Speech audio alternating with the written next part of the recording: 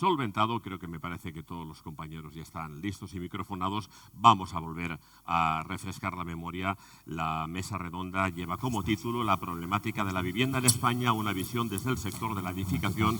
Modera Fernando Cos Gallón, presidente de la Conferencia de Directores de Escuelas de Arquitectura Técnica e Ingeniería de Edificación de España, director de la Escuela Técnica Superior de Ingeniería de Edificación de Valencia, de la Universidad Politécnica de Valencia. Adelante.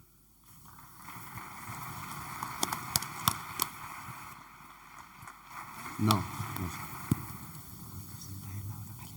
Bueno, pues sí. Van a entrar, voy presentando. Y cada uno de vosotros quiero que os presentéis también. Únicamente os voy a mencionar.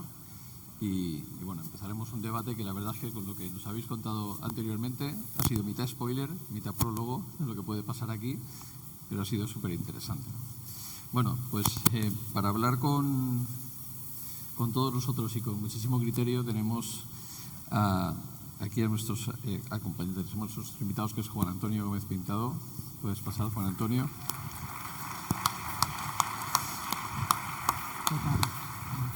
Juan Antonio es el presidente del clúster de la edificación y muchísimas más cosas que brevemente nos contarás ahora, ¿no? Gracias. Bien, tenemos a Leonor Muñoz. Leonor, pasa. Es la vicepresidenta del CEGATE y presidenta del Colegio de Málaga. Gracias. Muchas gracias. Tenemos a Javier Sagués, director general de Asprada.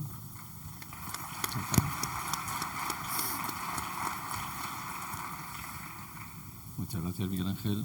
Y tenemos a Javier Sagués. Perdón.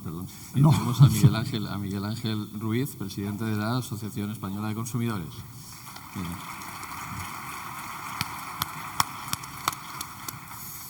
Bien, como decía, como vuestro currículum es bastante más extenso y no tenemos tiempo, prefiero que brevemente, en un minuto, cada uno cuente para este foro lo más relevante, ¿no? Juan Antonio, empezamos por ti. ¿De mi currículum? Sí. Bueno, muy buenos días y muchas gracias al Consejo por la invitación. A ver, mi currículum, llevo 42 años en el sector.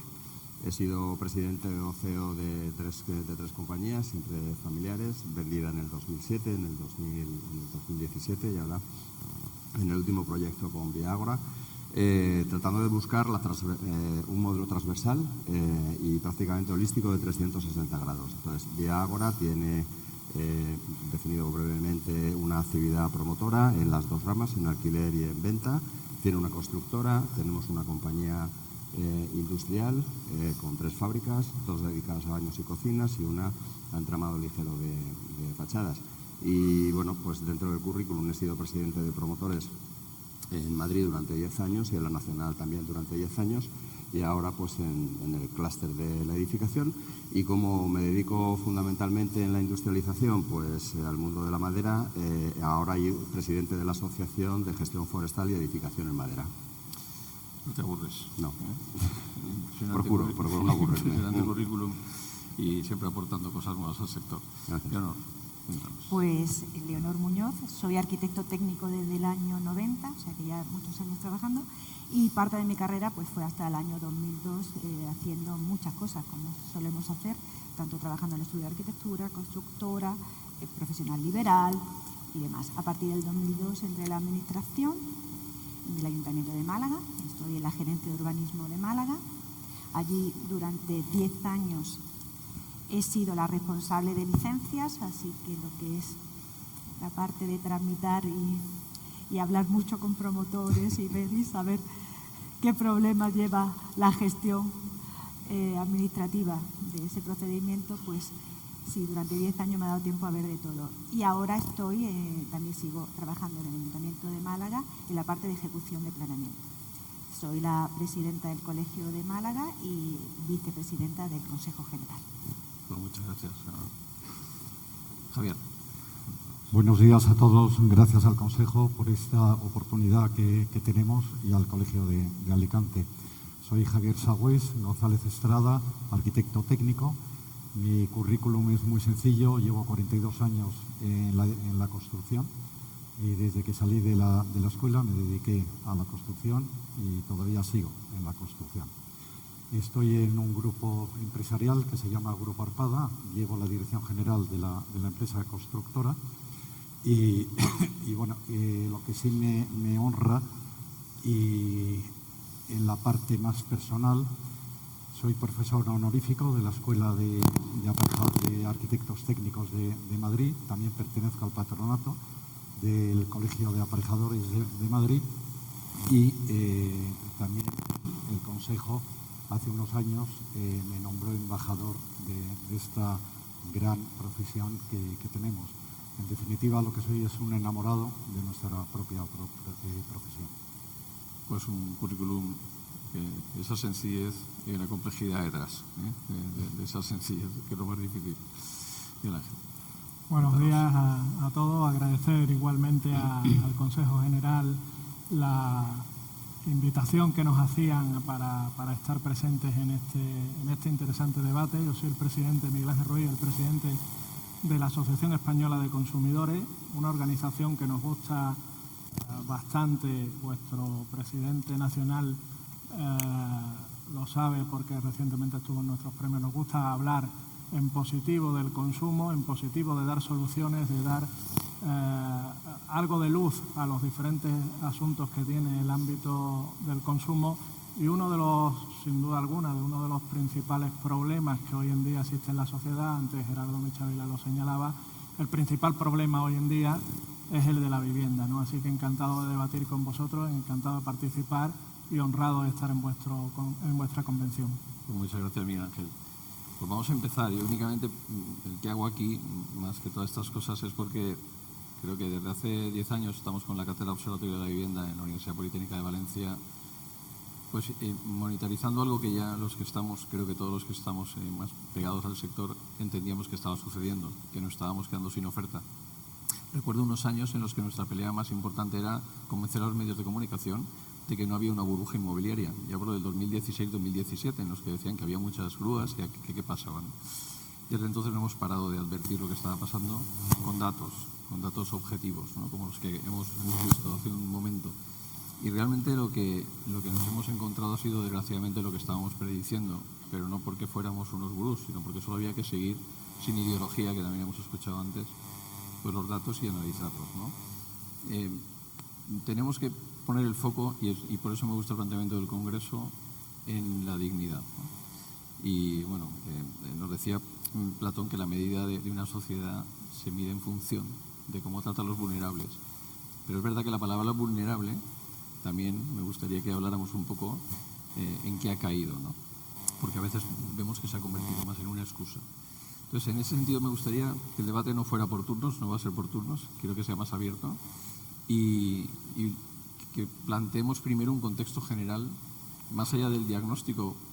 Vamos a ir profundizando porque creo que diagnóstico hay, falta acción, pero sí que me gustaría que nos dierais como una visión de realmente por qué estamos en esta situación, más allá de lo que ya sabemos. Y sé que va a ser difícil ser original, no lo pretendo, pero que tengamos soluciones, que nos vayamos con 4 ideas sería suficiente, ¿no? Y si quieres empezamos contigo, Juan Antonio, un diagnóstico con algún viso ya de propuestas. La situación en la que nos encontramos hoy en día fundamentalmente arranca en el 2008, clarísimamente.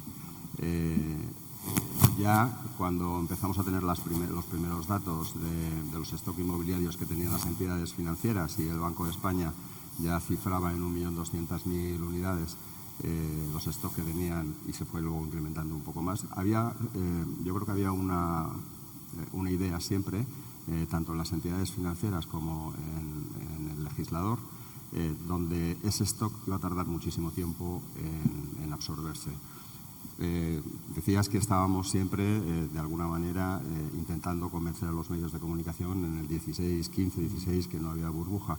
Entonces, lo que yo trataba de convencer tanto al legislador como al regulador como a las entidades financieras, esto es un problema, este stock se va a absorber, y no hacía falta nada más que analizar el mercado inmobiliario donde estaba, se va a absorber en aquellos sitios donde hay necesidad de vivienda y donde se ha construido que no, allí se va a quedar, no hay tanto stock como parece, hemos quitado todo el acompañamiento que estábamos dando desde los 3 niveles de la administración a la vivienda, y esto se va a convertir en un problema. Aparte de los problemas tradicionales que tenemos de la falta de materia prima, de la complejidad urbanística que tenemos, etcétera, etcétera. Pero fundamentalmente empieza ahí.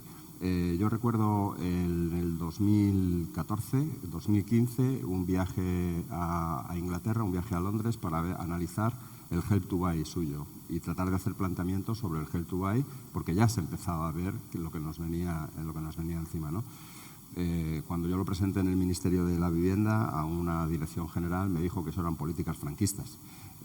Bueno, pues de aquellos polvos, estos lodos, ¿no? Y es un poco la situación que tenemos, una complejidad importante a la hora de tomar determinaciones, un cambio estructural dentro del propio sector, de una transformación, y eso yo creo que afecta a todos los oyentes que estamos aquí, que afecta desde el punto de vista técnico, de una transformación de una edificación tradicional a una mucho más industrializada, con todos los cambios regulatorios y urbanísticos que esto lleva y por supuesto a nivel de industria, ¿no? Pues sí, la verdad es que estábamos orientados y existía la información. Aquí lo más relevante a nivel político, de todos los colores, es que la información existía, pero no se hizo nada. No. Perdón, no se hace nada. Por tanto, tenemos aquí una experta en algo que también es una de las partes, ¿no? Y es el tema del derecho urbanístico, las licencias, los retrasos, el cómo está concebido, comentábamos incluso anoche, ¿no? Cómo está concebido las urbanizaciones, ¿no? El sistema en sí. Pues yo creo que una de las problemáticas que tenemos, y bueno, la intervención de Narciso ha sido, yo creo que para enfocar la mesa ha sido fundamental, ¿no? Pues que han pasado muchas cosas en este país y que nos estamos encontrando de bruces con eso. Y está centrado en el problema de vivienda. Es decir, nosotros venimos de un año 2006-2008 que teníamos un modelo donde se generaron muchas normativas, donde desde 2006 hasta la actualidad hemos seguido generando normativas, donde todo en nuestro país se cuelga del proceso urbanístico. Esto ha venido acompañado de una mejora económica. Yo vengo de un sitio donde la transformación de la ciudad ha sido brutal y donde hemos pasado en poco menos de 20 años de ser una ciudad, pues como tantas, a estar en primera línea y ser una ciudad atractiva donde ahora mismo la presión del problema de vivienda es brutal y donde se ha producido además esa dicotomía entre los sueldos y precio de vivienda que realmente va a ser un problema social a corto plazo. Entonces nos encontramos que han pasado muchas cosas, en los últimos 20 años se ha transformado nuestra sociedad mucho y ahora nos estamos encontrando de bruces con un problema que no está resuelto. Es decir, aquí no hemos vivido en este país pensando en que teníamos que tener una vivienda social para los vulnerables, porque a mí me gusta que ante este problema seamos capaces de distinguir que una cosa es la población vulnerable, que tiene que tener un tratamiento, pero el problema que tenemos es de vivienda asequible. Entonces, cuando este discurso lo mezclamos, entonces yo creo que nosotros donde tenemos un gran campo de acción y donde tenemos que estar hablando es la vivienda asequible. La vivienda para vulnerables tiene que estar tratado de otra forma en todo el sector. Entonces estamos encontrando que es como si se han reventado las costuras del sistema que tenemos planteado. Es un sistema de normativa que no sirve para lo que tenemos, rígido, ninguna flexibilidad y creado para unos modelos de ciudad que no es el que la sociedad que no hemos transformado necesita a día de hoy. Entonces, está claro. O vamos desactivando. Esto es como el ruido. Si hay ruido no me tengo que tapar, tengo que desactivar el foco emisor. O somos capaces de ir apretando y desapretando todos los factores que están incidiendo en la gestión del suelo y de la construcción, o en 5 o 10 años no salimos de esto. Totalmente de acuerdo, y luego volveremos acerca del concepto asequible y la construcción. Javier, como experto que llevas tantísimo tiempo, ¿no? Estamos en un momento en que, desde nuestro punto de vista, es el cuello de botella máximo. Es decir, ahora mismo somos incapaces de construir, aunque podamos, Miento, podemos construir muy mal, pero podemos construir, pero no puede nadie comprar esa vivienda porque la demanda que existe no es una demanda para las viviendas que hacemos por varias circunstancias que comentaremos. Sí que me interesa esa transición que debemos necesariamente realizar a la construcción off-site, desde la tradicional. ¿Cómo lo percibes tú como experto de una empresa constructora? Pues mira, lo que es cierto, o sea, es un hecho, ya se ha visto reiteradamente que el 2026 el problema es la vivienda. Estoy totalmente de acuerdo con Juan Antonio. Esto se anunció hace ya mucho tiempo y los que llevamos ya tiempo en este sector lo veíamos venir. Desde el punto de vista de la construcción, es curioso, pero en el 2008 el diferencial que teníamos de precios con el mercado, por ejemplo, europeo, era brutal. Es verdad que se comentaba que los sueldos en Europa eran muy superiores y que en España, pues claro, que era también normal que la construcción fuera tan barata. Yo lo que creo es que lo que está ocurriendo también es que la construcción ha ido subiendo, se está poniendo a niveles del mercado europeo, pero que esto tenía que ocurrir tarde o temprano, aunque sí es verdad que el tema de los sueldos no va en esa misma línea. En ese sentido, a mí lo que me preocupa, que hablando de esa época, del 2008, se demonizó totalmente este sector. O sea, lo más triste es que hemos tenido que pelear, demostrar que no somos unos demonios, que tampoco es verdad que los inmobiliarios en aquella época, y menos los constructores, se hincharan a ganar dinero y que todo fuera jauja, a pesar que algunas fiestas que se hacían en ese momento sí se nos iba un poco de las manos, pero no era cierto. Y sí es verdad que necesitamos todos ponernos las pilas y que efectivamente, en definitiva, buscar la eficiencia. Yo personalmente creo que desde esos años a hoy el sector inmobiliario, a través de las promotoras, ha cambiado y está transformándose brutalmente, es mucho más eficiente. En lo que a mí me ciño en la empresa constructora, y que ya hay muchas empresas que empezamos a tener ya una eficiencia a través de digitalización, a través de temas como la industrialización, como ha dicho Juan Antonio.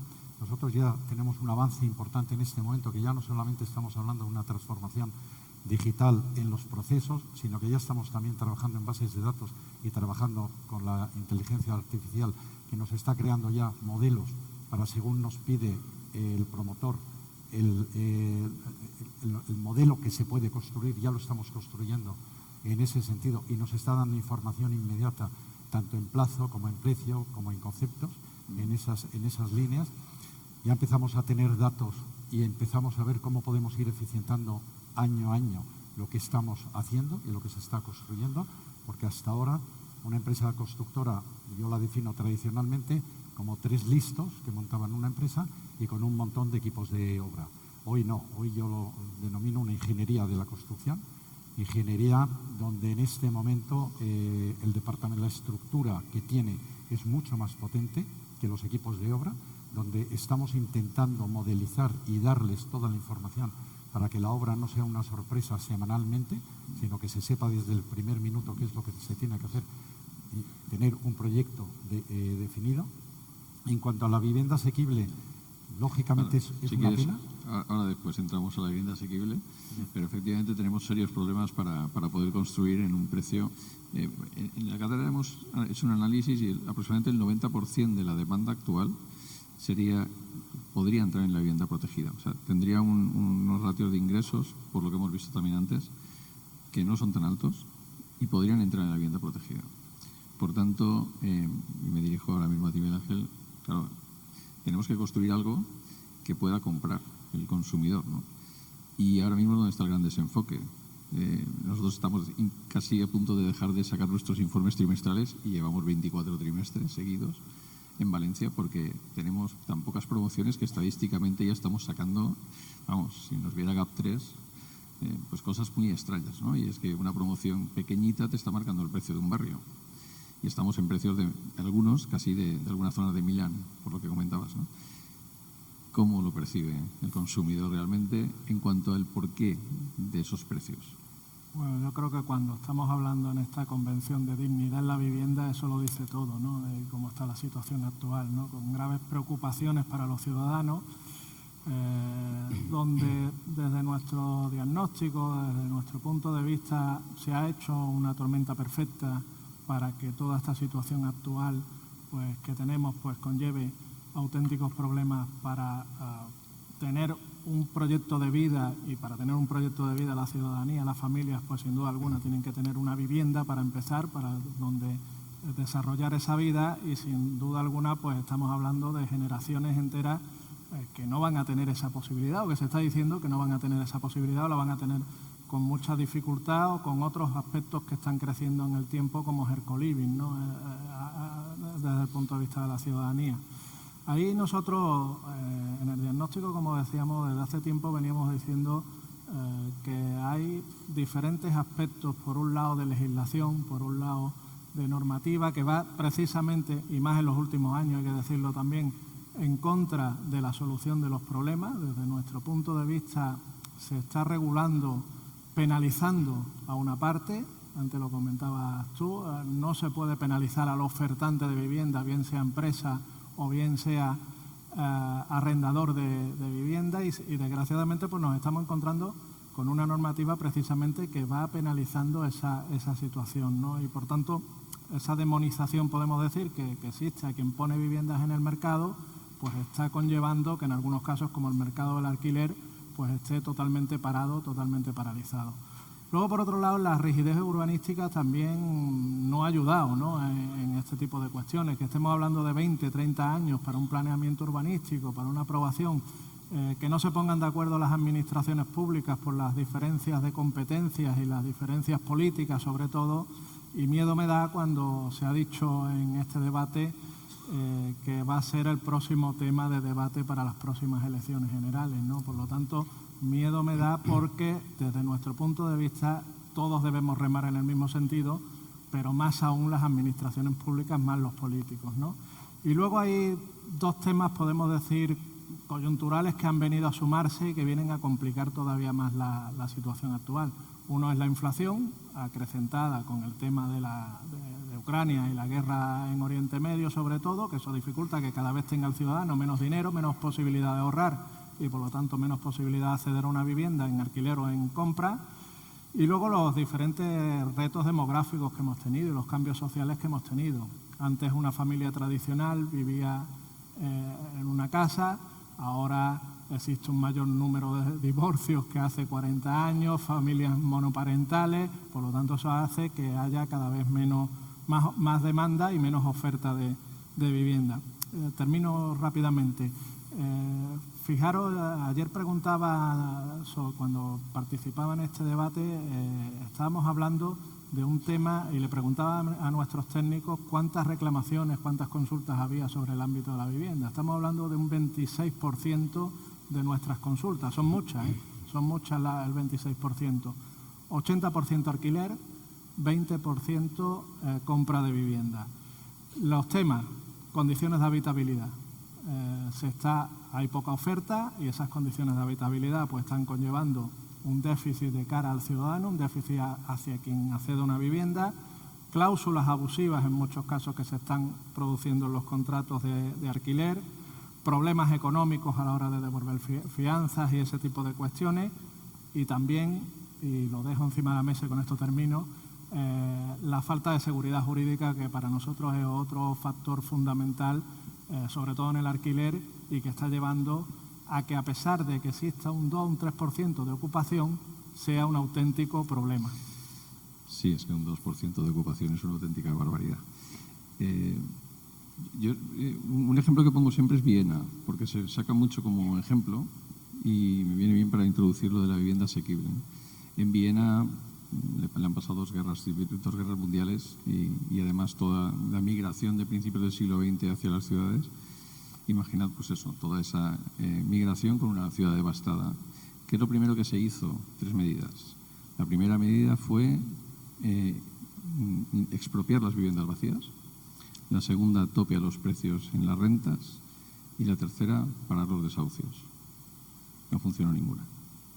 Y entonces tuvieron que plantear un sistema que además da igual el partido que estuviera, y que eso es lo que sí que nos gustaría poder conseguir aquí, un pacto a 25 años, por el cual hubiera una vivienda para la mayor parte de la población de manera sostenida y producida en el tiempo. Y no solo pública, sino público-privada.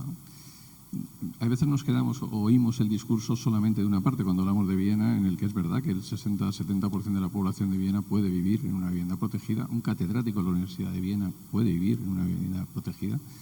Y eso sería el tema. En España, como digo, se dan las circunstancias, porque tenemos un elefante gigantesco en la habitación, que es la inmigración, ¿no? Y como no sabemos cómo hablar de la inmigración, pues no hablamos de la inmigración.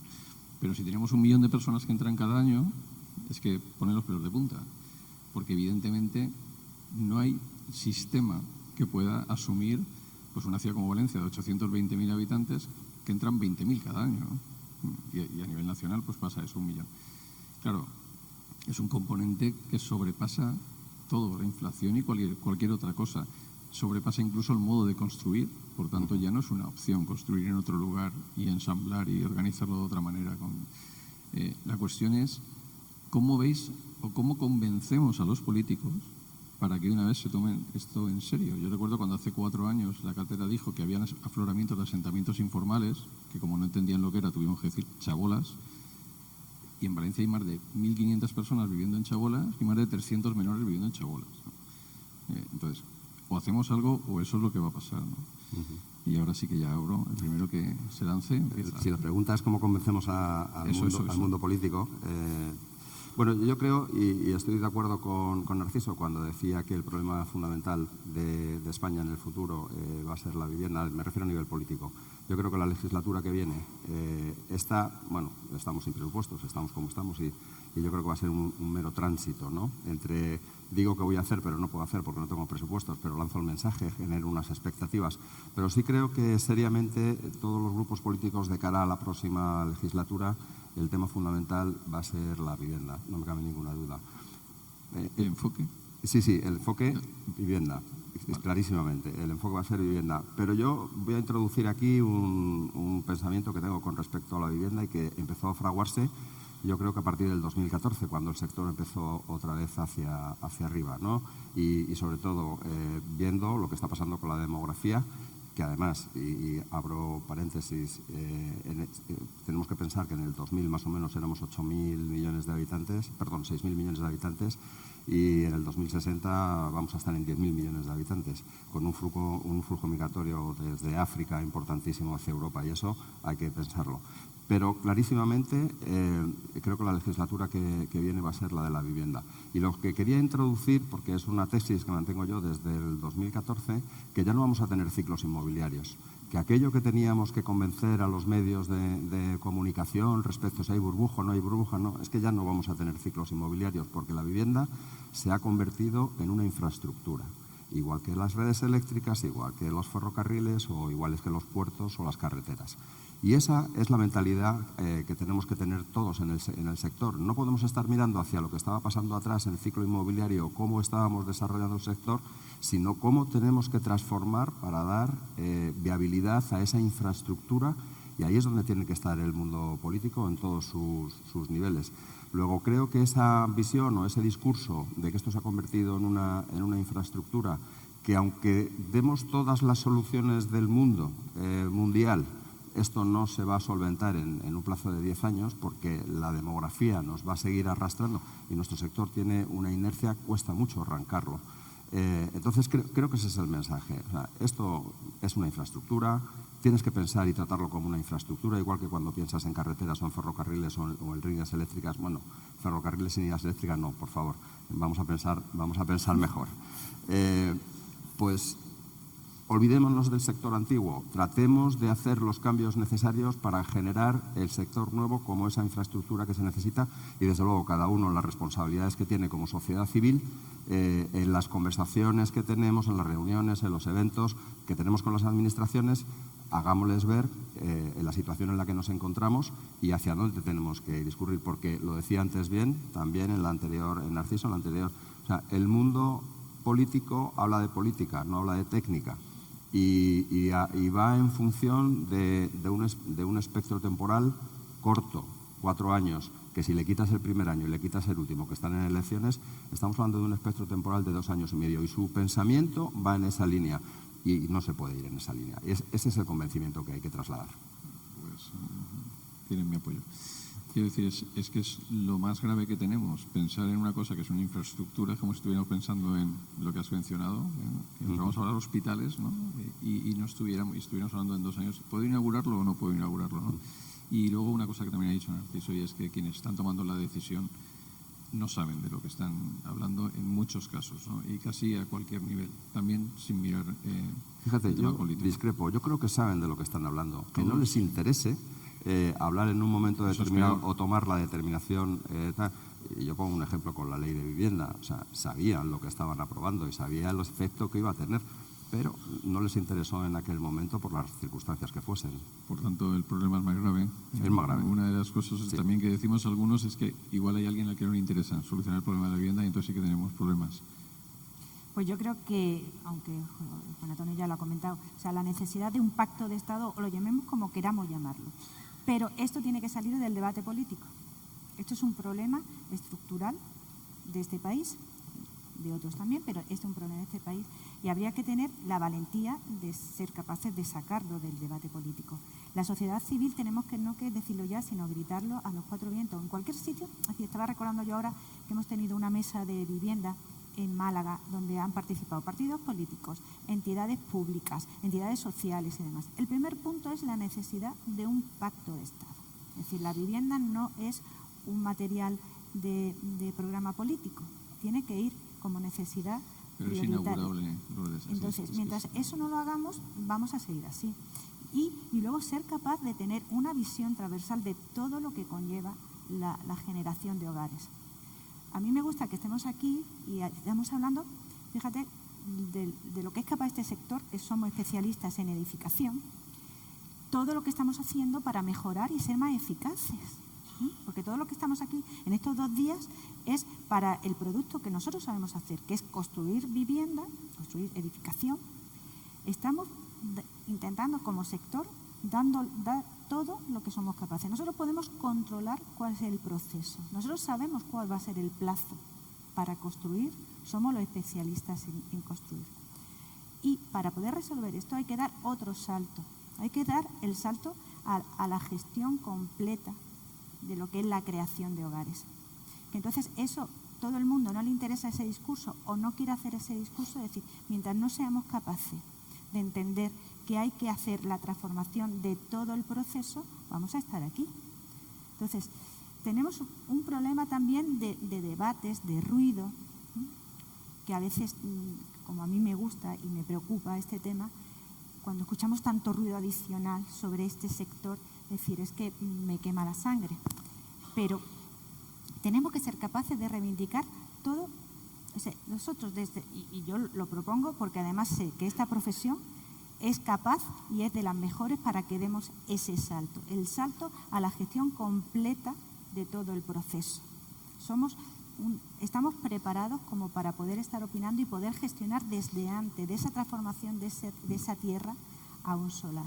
¿Y es así? Y tenemos que hablar claro también, y si somos, porque nos dedicamos a lo nuestro, es decir, todo ese ruido adicional que estamos permitiendo, tantos discursos, tanto llenar medios, redes sociales, de cosas que, bueno, tienen su importancia dentro del problema de la vivienda, pero es como el tema de la ocupación, el tema de los turísticos, Entonces, estamos permitiendo que todos esos debates, que también, yo no lo niego, pero que estén ocupando mucho más espacio público del que tiene que ocupar. Ocupan y retrasan el debate real. O sea, el problema es que durante tiempo se ha negado que hacían falta construir más viviendas porque había muchas viviendas vacías, por Entonces, ejemplo. yo me rebelo contra esos discursos y creo que tenemos que rebelarnos. Es decir, hace falta vivienda nueva, hace falta construir ciudad. Y me parece muy bien todo eso, pero eso afecta a un porcentaje. No dejemos que ocupe esos discursos el debate público, Sí, porque con entonces nos están robando el debate necesario. Pero la demonización que comentabas, una cosa que siempre digo es, las panaderías también son un negocio, ¿no? Y venden pan y es un bien necesario. El agua es un bien necesario y los ayuntamientos cobran por el agua. Pero cuando se trata de viviendas, sale la palabra especulación, ¿no? Claro. ¿Qué diríamos de la gasolina o estos días, ¿no? Por ejemplo. Hay que rebelarse contra Sí. la palabra especulación y vivienda. Pero no lo hacemos muy bien. Y fíjate que somos los que creamos ciudades, ¿no? Y ahí la construcción tiene un... O sea, Churchill decía que construimos edificios y luego ellos nos dan forma a nosotros, ¿no? O sea, que realmente lo que estamos haciendo da forma a la propia ciudad. Aquí tenemos un problema añadido con la inmigración. Y es que la inmigración, y afortunadamente nosotros tenemos una bendición con Hispanoamérica.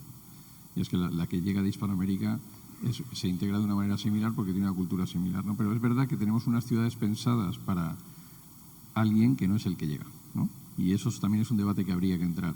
En el modo en la construcción lo conocemos bien porque no sé las nacionalidades que habrán en cualquiera de tus obras, pero me imagino que parecerá la ONU actualmente. ¿Cómo interfiere también eso en los usos de otros lugares a la hora de hacer unas construcciones ajustadas a nuestros rígidos códigos técnicos y normativa y la calidad que estamos sacando, que luego tiene que ser percibida por los que nos compran las viviendas? Ahí hay muchas cosas. Las que quieras, Tite. Pero sobre todo, volviendo otra vez a lo de la vivienda asequible y desde el punto de vista de construcción, yo puedo contar un par de anécdotas que estamos viviendo. Una de ellas, tenemos un proyecto muy bonito que es Arpada Integra debido a la falta de mano de obra que hay en la construcción. Entonces estamos cogiendo personas a través de ONGs. Esas personas, nosotros lo que sí tenemos claro y lo llevamos demandando muchísimo tiempo es que hay que formarlas en la obra. Toda la vida se ha hablado del aprendiz en la obra hasta que desapareció porque se legisló y se reguló que ese aprendiz no podía estar en la obra. Desde mi punto de vista fue una barbaridad. Entonces nos encontramos con unas trabas administrativas y nos encontramos con unas barreras que a veces te dan ganas de tirar la toalla. Problemas como que coges una persona que está en un centro de acogida y en el momento que entra en la obra, en una obra nadie gana menos de 850 euros, está en 1.100 euros aproximadamente. Bueno, pues los echan del centro de acogida al día siguiente. Entonces dices, bueno, le estoy dando un trabajo, pero le estoy ocasionando un problema. Eso la administración no quiere oír ni hablar de este tema y no sé, parece como que le da igual. Hemos entrado con otra asociación que es Tu Techo para intentar buscar soluciones a estas personas y darles también un posible techo porque los echan de su sitio. Claro, todo esto lo que ves es que son iniciativas privadas y que la iniciativa pública, como dice Juan Antonio, no le interesa, aunque en este momento yo creo que la sociedad ha hablado y que esto tiene que cambiar y va a cambiar, porque si no hacen caso a lo que está demandando la propia sociedad, pues lógicamente no irán a ningún lado. Y otra experiencia es en viviendas asequibles que te encuentras con unas normativas urbanísticas, municipales, absurdas. Yo no sé por qué tenemos que hacer una vivienda pasante que encarece enormemente el producto cuando se reguló ya hace mucho tiempo la ventilación forzada. Entonces, nadie es capaz de revisar eso y dejar a los profesionales que al menos, no sé, parece como que no se fían ni de los inmobiliarios ni de los constructores. Yo creo que el político en este momento lo que tendría es que, por supuesto, llegar a alianzas en general, eso es clave a nivel nacional, pero también, por supuesto, escuchar a los profesionales y entre todos buscar soluciones, porque es que así realmente es muy difícil. Y los costes, pues al final dices, bueno, se van disparando, pero también ¿por qué me obligas el último piso a hacerlo abuhardillado, que vale un dineral? No sé, son normativas que dices, tampoco está ni contra la calidad ni contra esta. Y de la si calidad, me permites en eso, es que al final estamos en un sistema, pues, cuando he dicho, no nos fijemos solo en la última parte, que es la edificación, ¿no? Que es la que hacemos y estamos. Vamos a fijarnos en todo el sistema. Y nos dedicamos a hacer unas normas ahora para que se pongan en funcionamiento dentro de 15 años. claro, Y dentro de 15 años, lo que yo he pensado que va a funcionar ahora y que lo he diseñado Está obsoleto. y pensando, no me va a servir. Lo que hay que diseñar es una normativa suficientemente abierta para que el producto que tenemos que hacer a la generación de dentro de 15 años se pueda fabricar a partir de esta norma. Entonces, cuando empezamos a generar ese camino tan arduo de normativa, porque aquí mucha norma, sí, vamos a tener la mentalidad flexible para permitir eso. Y vamos a pensar cómo podemos mejorar no solo la eficacia del producto final, tenemos que mejorar la eficacia de todo el proceso, porque es que no se pueden hacer ahora viviendas de 70 metros con un aparcamiento y medio. Sí, volviendo a eso de la vulnerabilidad. Es insostenible. Claro. Insostenible. No podemos hacer 70 metros cuadrados construidos y 45 de aparcamiento. Por la vulnerabilidad que comentabas antes y por los vulnerables, que son parte de los consumidores ahora mismo en una gran mayoría, hablábamos de la vivienda asequible, que vamos a empezar, ya ha entrado y va a seguir entrando en las normativas que tenemos que ver cómo las modificamos porque son incongruentes entre sí, ¿no? Nosotros en el Congreso Aire que tenemos en unas semanas en Valencia presentamos un modelo de vivienda asequible que no cumple nada, pero que cumple todo, en el que, como decimos, una plaza de garaje en el centro de la ciudad para alguien que no tiene dónde vivir es absolutamente necesaria y tienes que hacer, y aquí de eso sabemos, muros, pantallas, 2 sótanos o 3 los que toquen. Tiene sentido un cuarto de basuras, un cuarto de bicicletas. Empezamos a quitar cosas que no tienen sentido porque hay una parte de la población que no va a poder pagar nunca la vivienda y tendrá que hacerlo el Estado. Pero hay que dimensionar qué es lo que puede hacer el Estado. Entonces, en ese sentido, vosotros tenéis una información muy potente, ¿no? Y es saber la capacidad real económica que puede tener, ya no para comprarla, que nos olvidamos, sino para eso que llamamos alquiler social, pues dependerá del salario, ¿no? Claro, a eso me refería antes con el tema de la inflación, que ha venido a complicar todavía más, ¿no? No es que no estuviéramos en una situación bollante los consumidores, pero sí es cierto que en los últimos 2-3 años el concepto de consumidor vulnerable se ha ido ampliando, ¿no? El porcentaje se ha ido ampliando. Si a lo mejor estábamos hablando de un 30%, un 20 y tantos por ciento hace 4 años, ahora mismo está rozando casi el 40%, y son consumidores que nos llaman, que nos preguntan soluciones y que exigen, pues, en diferentes cuestiones, una de ellas la vivienda, evidentemente, pues una política pública que le dé solución a su problema.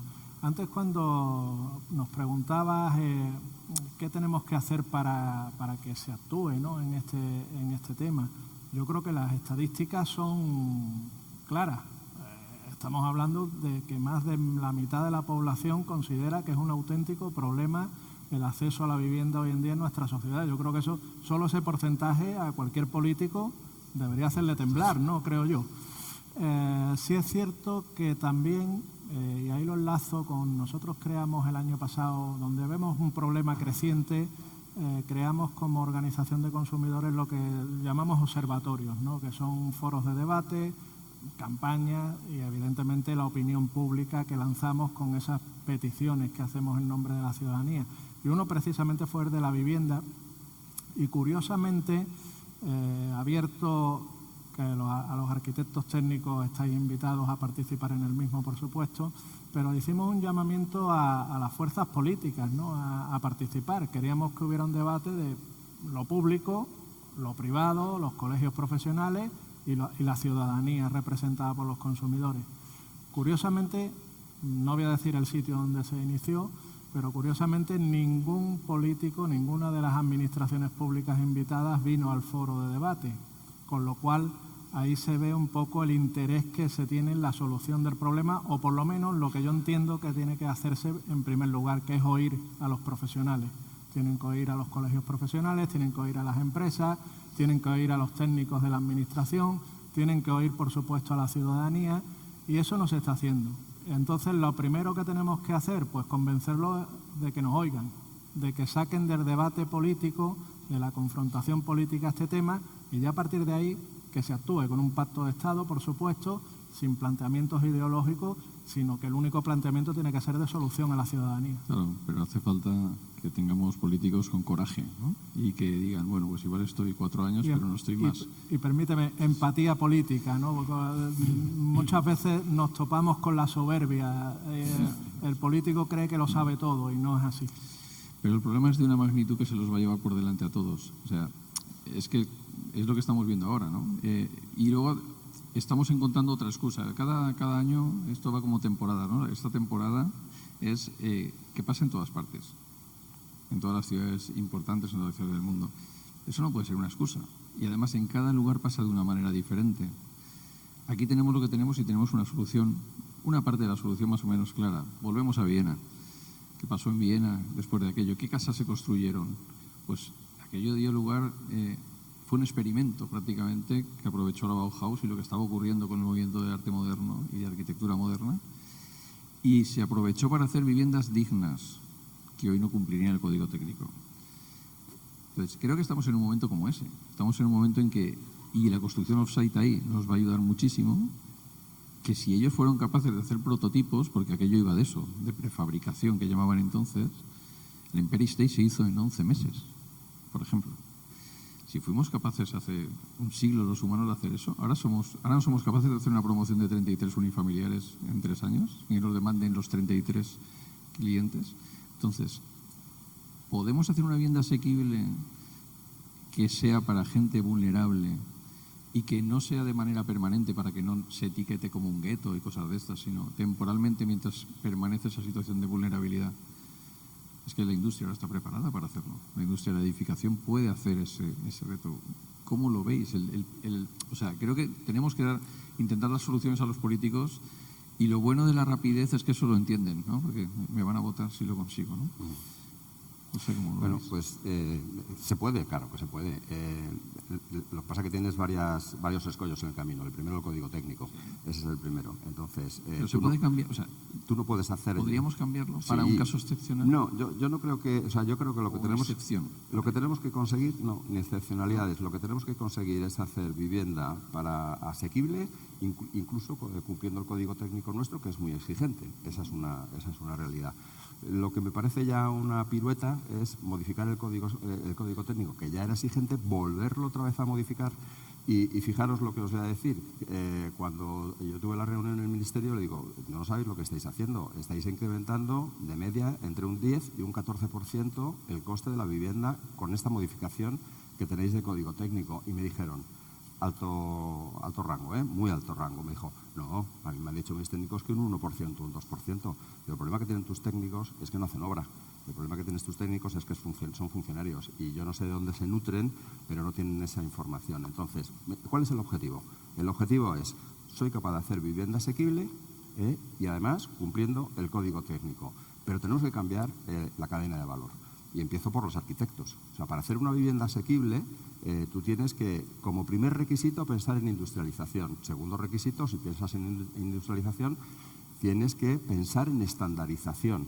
Y cuando tú piensas en ese sistema estandarizando y cuando piensas en un modelo industrializado, no en un proyecto tradicional para luego industrializar, y eso eres capaz de trasladarlo a una industria, al final con todos sus componentes, es posible.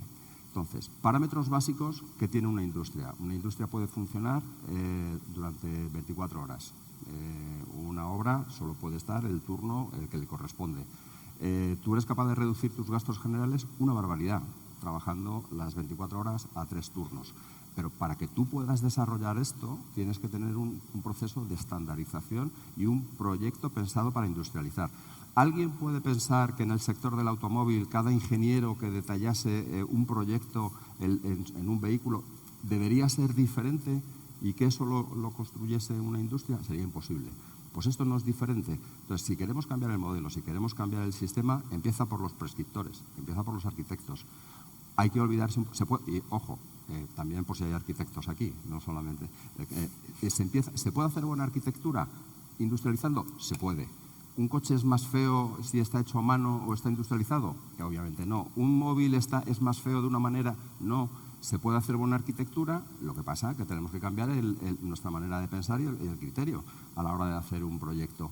Tenemos que pensar en industrialización y estandarización. Y si no, será inviable. Pero poder se puede, ¿eh? Hombre, coincido contigo. No sé si recuerdas, en el tercer congreso de la vivienda que se hizo en Valencia, compartíamos mesa. ¿En Valencia? En Valencia, sí. Con una alta representante del Colegio de Arquitectos, que dijo que la industrialización coartaba la libertad de los arquitectos. Totalmente. A lo que le contesté como compañero. No sé si estáis de acuerdo conmigo, pero... No, es mi segundo pecado. Yo primero soy arquitecto técnico, que conste, ¿no? Sí. Pero es verdad que, ¿por qué solamente en la fachada? Quiero decir, ¿por qué asumimos que las puertas tienen unas dimensiones? No digo como arquitectos. Ya. O sea, tú diseñas con cosas concretas y con medidas concretas.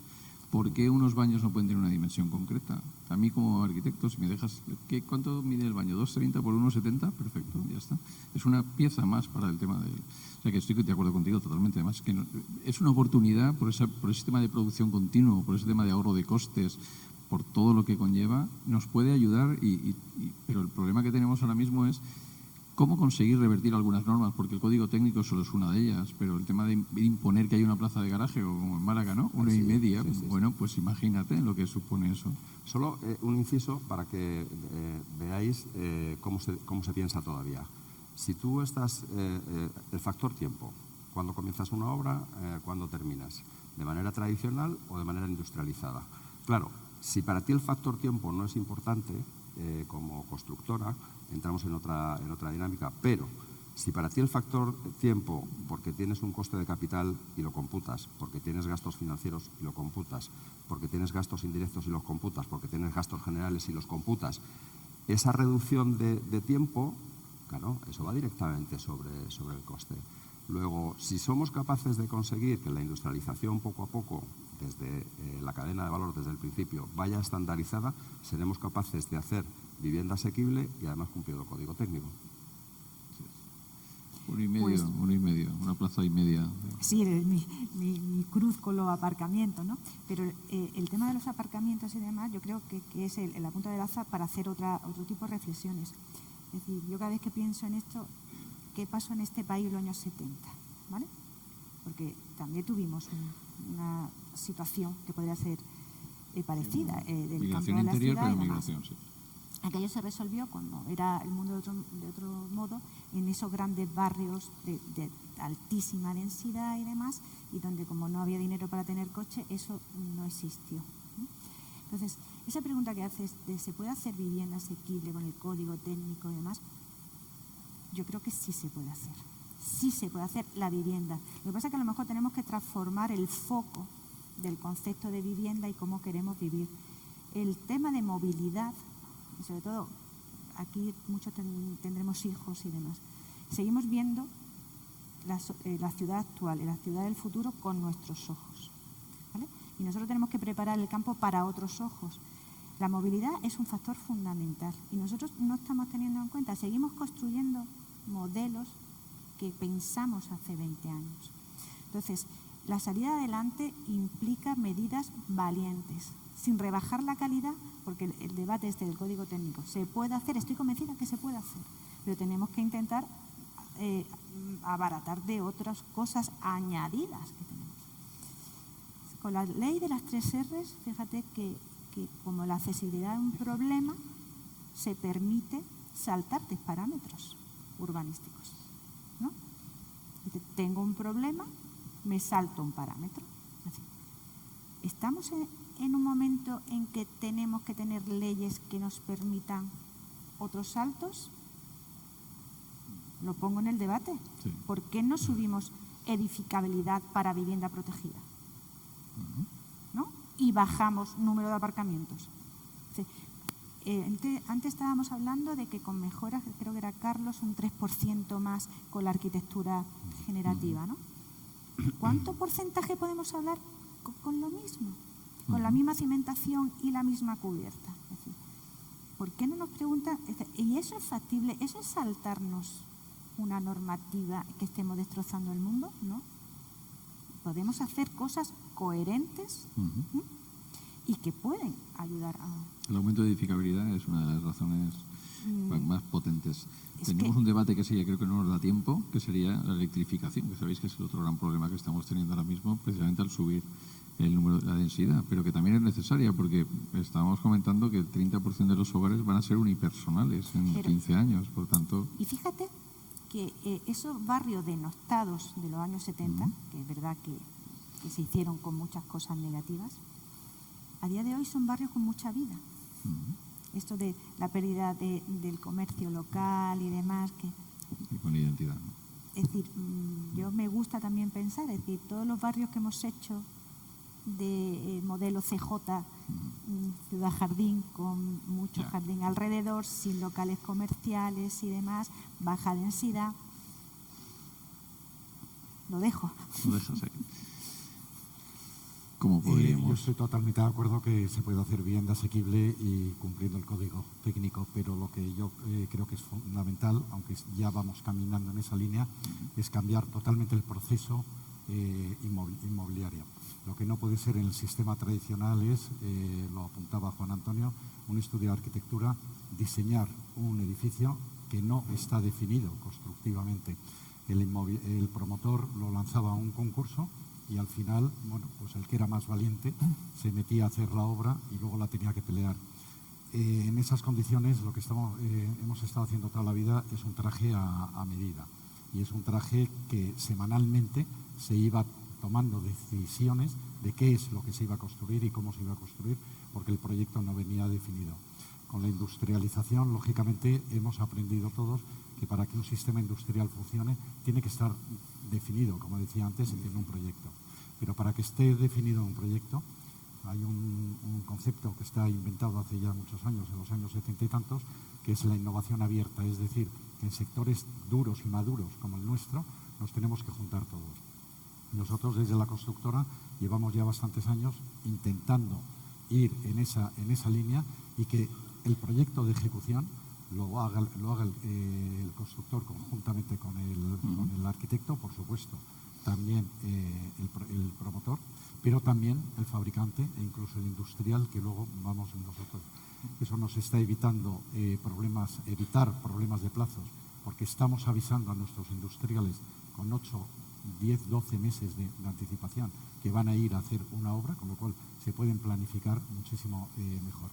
Este concepto de proyecto colaborativo lo que es la única solución desde mi punto de vista para poder eficientarlo. Funciona en la industrialización y funciona en la construcción clásica. Y aprovecho aquí también a decir que no solamente es el constructor, es que el arquitecto técnico tiene una función fundamental. Ahí vamos ahora. De la calidad. Y vamos a esto y voy a empezar con precisamente la opinión que del arquitecto técnico se tiene por parte de los consumidores, porque entendemos que es el actor principal en una fase en la que en la construcción industrializada ahí sí que el tiempo, la gestión, la organización, los proyectos colaborativos los tiene que liderar alguien que tenga formación para ello, que os aseguro que no es mi segunda carrera, es la primera, el arquitecto técnico, ¿no? ¿Cómo lo veis? Sí, efectivamente. Nosotros defendemos siempre los colegios profesionales porque soy garantía de calidad y de cumplimiento normativo, ¿no? Y de legislación, ¿no? Y sin duda alguna en el ámbito de la vivienda los arquitectos técnicos ofrecen esa garantía de habitabilidad, esa garantía de que esa vivienda reúne una serie de condiciones mínimas que es lo que marca precisamente la legislación, ¿no? Yo respecto a la pregunta que hacía ahí, si el sector señala que se puede hacer, las empresas, se gana dinero además, porque evidentemente las empresas tienen que tener un ánimo de ganar dinero y evidente, intrínseco en su actividad, porque si no, no habría empresas, evidentemente, y los consumidores lo están demandando porque está creciendo el ámbito de las condiciones de habitabilidad muy deficientes, como decía anteriormente, el alquiler por habitaciones, todo ese tipo de cuestiones. Si lo demandamos los consumidores, los ciudadanos, y las empresas dicen que se puede hacer, ¿por qué no se hace? Falta el empuje económico, el empuje político, vuelvo otra vez a lo mismo, el apoyo, sin duda alguna, al sector, y eso pasa también por una colaboración público-privada, ¿no? Que es esencial y necesario en este ámbito, ¿no? No todo público, sino que entendemos que el sector público-privado es el que tiene que jugar ese papel y el que tiene que dar solución a esta. Está claro que por las empresas lo hay, por los ciudadanos hay interés, por lo tanto, algo falla. Pues cerramos con el minuto de oro de cada uno de vosotros, aquello que consideráis una idea principal que podamos hacer llegar a nuestros políticos para hacer ver que esto tiene solución. Porque yo creo que llega un momento en que con tanto ruido, como decías, ¿no? Tenéis un minutito para decir, a ver, una idea fuerte que podamos lanzar. Bueno, estábamos abundando en el Pacto de Estado, que para mí creo que es fundamental para sacar a la vivienda del debate político de las elecciones, elección tras elección, eso está clarísimo, ¿no? Y luego tenemos una reflexión, hay un cambio de modelo. Y dentro de este cambio de modelo, que es holístico respecto de todo lo que tiene que ver con la vivienda, desde los procesos urbanísticos de poner suelo finalista, desde los códigos técnicos, desde los procesos y exigencias de las ordenanzas municipales a la hora de edificar, pues hay que repensar de una manera profesional y técnica el análisis y con ese resultado que te dé ese análisis, cómo implementar de una manera más rápida. Y eso sí, ahí sí que te cojo lo de la excepcionalidad para la próxima legislatura, coger un periodo de excepcionalidad y hacer esa modificación sin la necesidad de estar en la analítica cada vez que hay que aprobar una ley, que es que, bueno, llevamos en muchos sitios 2 legislaturas para tratar de aprobar una ley. Entonces, ese periodo de excepcionalidad, con ese análisis riguroso, técnico, de todo lo que se tiene que hacer en todo el proceso de la edificación en vivienda, es yo lo que le lanzaría a los políticos. Perfecto. Pues yo creo que es necesario una transformación de todo el modelo, es decir, que nuestra profesión está haciendo un gran esfuerzo con todos los agentes que estamos en el proceso de edificación, pero hay que trasladar a esa visión más global de todo lo que es el proceso para generar hogares, que nuestra profesión es ideal. Y si no estoy aquí como vicepresidenta y no digo que somos los ideales para comandar esa transformación de todo el sector, porque a lo mejor hace falta que haya más CEOs en las grandes promotoras de este país siendo arquitectos técnicos, que está muy lleno de ingenieros industriales, de caminos. Oye, que nuestro perfil yo creo que sería ideal también para comandar esas grandes empresas, para llevar a cabo esa inversión de quien tiene ganas de hacer una inversión. Nuestro perfil es ideal. Y ser capaces de dar esa transposición, esa valentía, y tener, acometer como una labor conjunta toda la elaboración de esa vivienda. Y otra cosa que no hemos comentado también, que no es la solución, pero también puede ayudar, yo creo que la transformación de la vivienda existente también puede hacerse con ideas, con ese esfuerzo que estamos comentando aquí de eficacia y de centrar, cómo podemos también transformar la edificación existente para generar más vivienda, esos modelos de vivienda grande donde ya solo vive una persona. Es decir, hay otro campo ahí que deberíamos también hacer esa reflexión, porque también ayudaría a... No, complementa porque es la más rápida, esa cuesta menos que hacer la otra nueva, ¿no? Sí, sí. Javier. Porque está claro que en este desequilibrio oferta-demanda que tenemos hay que emplear unas medidas de choque, tú has comentado alguna, y o se pone suelo finalista inmediatamente o será esto cada vez más complicado. Pero hablando de la transformación, a mí lo que sí me gustaría, y aprovechar este foro para hacer un llamamiento, creo que la figura del arquitecto técnico en esta transformación ha salido en varias ocasiones, es clave. Pero sí pediría una unión mayor entre la universidad, entre los colegios profesionales, liderado por el Consejo, lógicamente, y con las empresas. El arquitecto técnico hoy no solamente es una dirección de ejecución de obra o un coordinador de seguridad, sino también nos los encontramos en la edificación residencial, en los equipos de obra. Nosotros tenemos casi 200 jefes de obra que son arquitectos técnicos. Y, por otra parte, lo que demandamos también de formación, pues creo que es fundamental que la universidad también esté escuchando lo que necesitan las empresas. Veo que cada uno de nosotros luchamos independientemente y, además, regionalmente.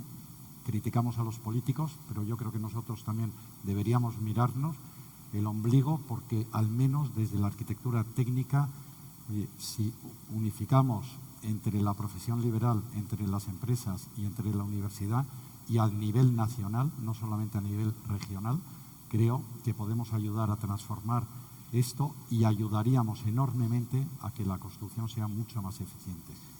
Gracias por meter esto en un minuto, me lo quedo yo, porque, claro, tenemos buenas noticias en este sentido, ¿no? Creo que la conferencia de directores a la que represento de todas las escuelas de España y el Consejo General de la Arquitectura, que lo tenemos aquí sentado, estamos, creo que, en un momento dulce, que lo hemos buscado desde hace 5 años, tanto por las dos partes, y estamos ahora mismo muy coordinados, transformando profundamente. Aquí tenemos muchas y muchos directores de escuelas, y estamos transformando profundamente nuestros planes de estudios. Hemos implementado BIM, hemos implementado Lean. En el caso de Valencia hemos puesto en marcha un máster de construcción industrializada y prototipado, que está centrado en la figura del arquitecto técnico para poder hacerlo.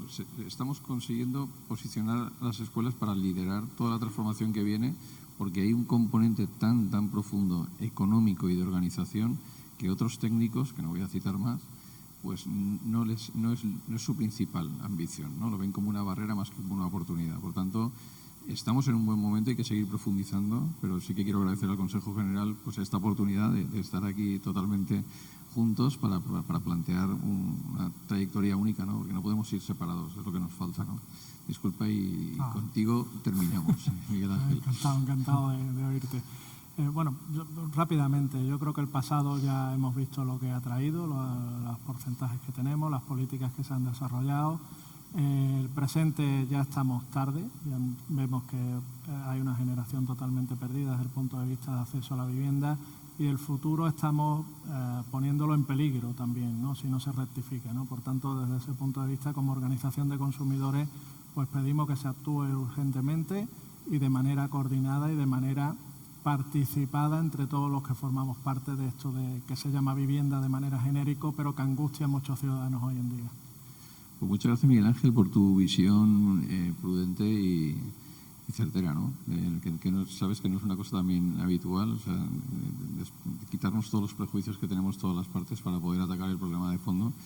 Y estamos terminando. Quiero agradecer especialmente a Alfredo Sanz y a su equipo pues la organización de esta mesa y a todos vosotros pues estas aportaciones tan enriquecedoras, y esperemos que nos oiga alguien, ¿no? Aparte de vosotros, y que tome decisiones. Pues muchísimas gracias a todos.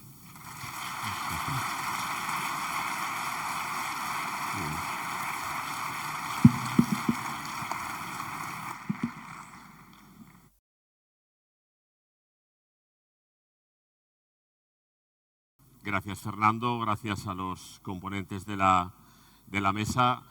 Antes de irnos, permitidme que verbalice a lo alicantino lo bonito que va a ocurrir ahora. Nosotros decimos una pausa per esmorzar o per fer esmorzaret, que lo decimos en diminutivo.